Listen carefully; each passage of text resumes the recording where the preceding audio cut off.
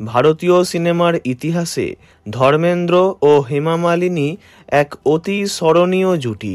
একদিকে সুদর্শন হিম্যান ধর্মেন্দ্র, অন্যদিকে ভারতীয় চলচ্চিত্রের ড্রিম গার্ল হেমা মালিনী।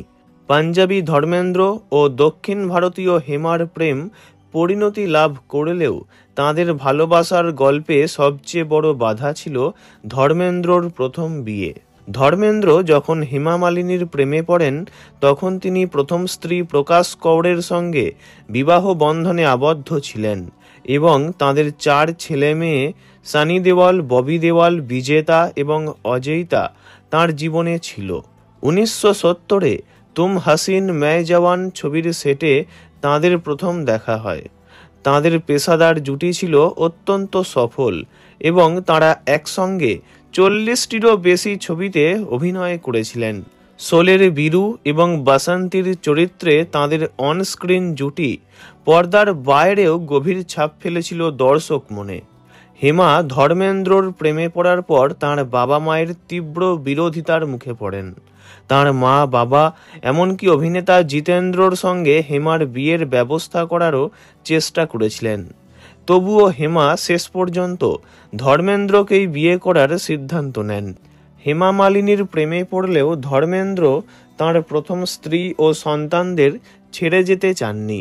প্রকাশ কৌড়ও বিবাহ বিচ্ছেদ দিতে অস্বীকার করেন। হিন্দু আইন অনুযায়ী প্রথম স্ত্রী জীবিত থাকলে দ্বিতীয় বিবাহ বৈধ হয় না।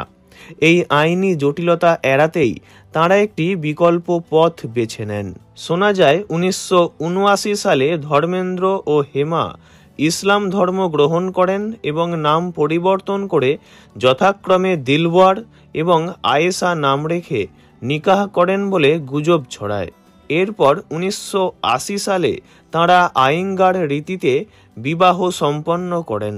এই বিয়ের পর তাঁদের 2 মেয়ে এশা দেওয়াল এবং অহনা দেওয়ালের জন্ম হয়। যদিও ধর্ম পরিবর্তনের এই গুঞ্জন নিয়ে তাঁরা প্রকাশ্যে তেমন কিছু বলেননি, তবে 2004-এ ধর্মেন্দ্র লোকসভা নির্বাচনে প্রতিদ্বন্দ্বিতা করার সময় বিষয়টি আবারও সামনে আসে। ধর্ম পরিবর্তনের অভিযোগ উঠলে রাজ্যসভার সদস্য হেমা সেই অভিযোগ উড়িয়ে দিয়ে বলেন, এই অভিযোগের মধ্যে কোনো সত্যতা নেই, এ বিষয়ে আমার আর কিছু বলার নেই। ধর্ম পরিবর্তনের খবরটি সম্পূর্ণ ভুল বলে জানিয়ে ধর্মেন্দ্র 2004 সালের আউটলুক পত্রিকাকে দেওয়া এক সাক্ষাৎকারে জোরালোভাবে বলেন, এই অভিযোগ পুরোপুরি ভুল। আমি এমন মানুষ নই যে নিজের স্বার্থের জন্য ধর্ম পরিবর্তন করব। ভিডিওটি এইটুকুই। বিনোদন জগতের সব রকম খবরাখবর জানতে চ্যানেলটি অবশ্যই সাবস্ক্রাইব করবেন। ধন্যবাদ।